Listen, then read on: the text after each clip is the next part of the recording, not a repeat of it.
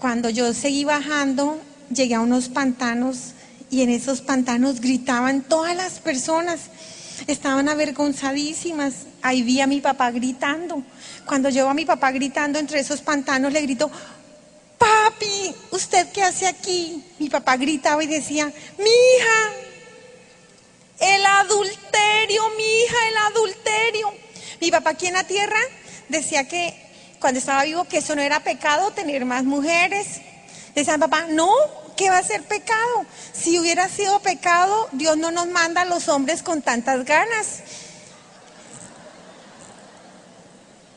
Decía mi papá: pecado es si yo dejo mi hogar y dejo a mi mujer. Eso sí sería pecado. Decía mi papá: ¿sabe qué es pecado? Desaprovechar a las mujeres que se volvieron unas cualquieras. Con una florecita y un chocolate ya están en la cama. Qué pecado, qué lástima, decía mi papá. Las mujeres no tienen dignidad, ya no valen nada. Antes uno para conquistar a una mujer, qué problema y qué lío. Ahora con 2 chocolates ya están en la cama. Entonces decía mi papá: no, bobo sería uno desaprovechar a las mujeres. Y le decía a mis hermanos: ustedes tienen que ser machos iguales a su papá. Bien machos, y tener una esposa buena. Eso sí, pidan una esposa buena, que no le vayan a poner los cachos y que ustedes críen sus propios hijos. Pero para las mujeres de diversión, cójanlas afuera, vayan a la iglesia a conseguir una mujer para la casa. Y ¿saben qué? Cuando estaba ya mi papá libre del tiempo y libre del espacio, en ese eterno presente, mi padre gritaba y gemía cada vez que veía a mis hermanos llegar borrachos, maltratando a sus hijos cuando estaban enlagunados, o a sus esposas. Y el grito más terrible para mi padre, el tormento más grande, era ver a mis hermanos acostándose con otra mujer fuera de su esposa.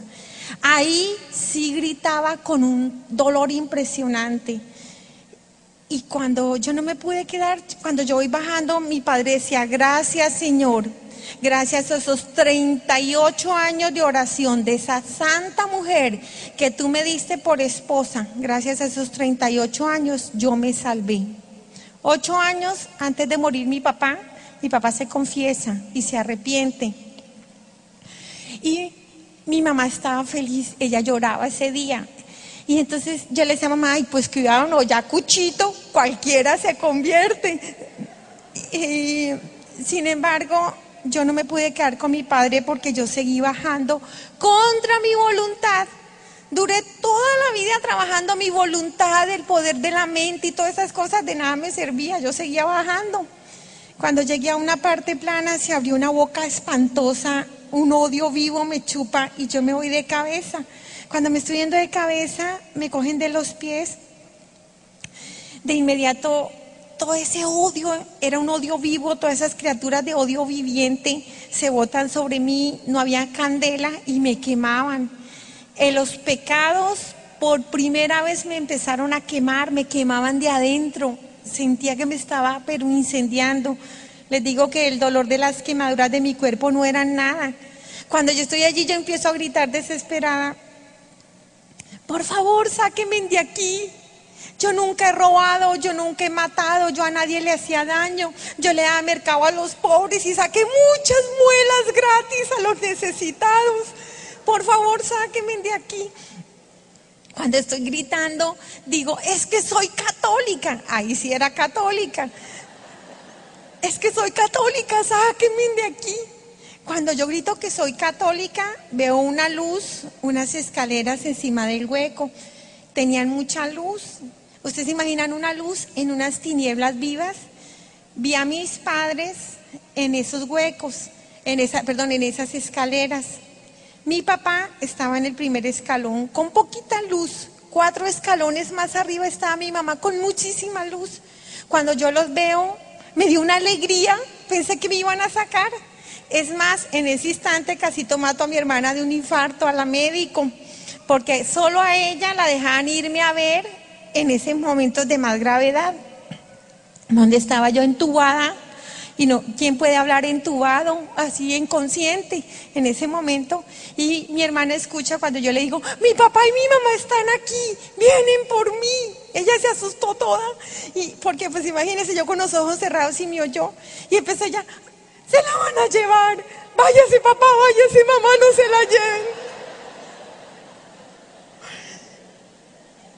Pues los médicos la sacaron pensando que mi hermana le había dado un colapso nervioso por todo este sufrimiento.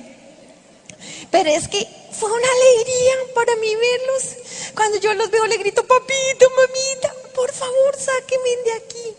Cuando yo le grito a ellos que me saquen de ahí, ellos bajan la vista y me ven en ese hueco.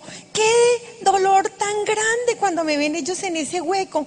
Mi padre pone sus manos aquí y dice, no, Señor, mi hija no. Mi padre llorando como un bebé, con un dolor. Yo era la consentida de mi padre. Mi mamá no llora, nada le quitaba la paz de su rostro, pero yo le veía que me miraba con dolor y ella podía orar y mirar arriba. Mi padre no.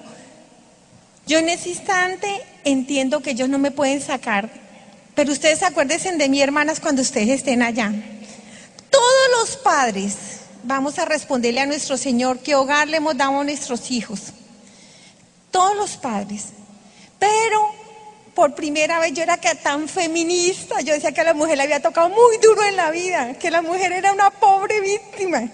Por primera vez me alegré de ser mujer. ¿Cómo le toca de terrible responderle a los hombres a nuestro Señor?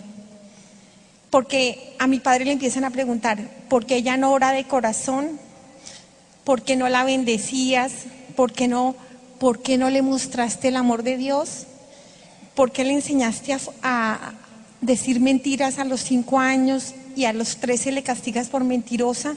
Le empiezan a mostrar a mi papá que él tenía la autoridad y el amor de Dios en su corazón para haber imprimido en mí valores y haber imprimido en mí los mandamientos que ya estaban escritos en mi corazón, porque Dios me los había puesto en mi corazón y mi papá estaba llamado a fortalecer esos mandamientos en mí con su vivencia.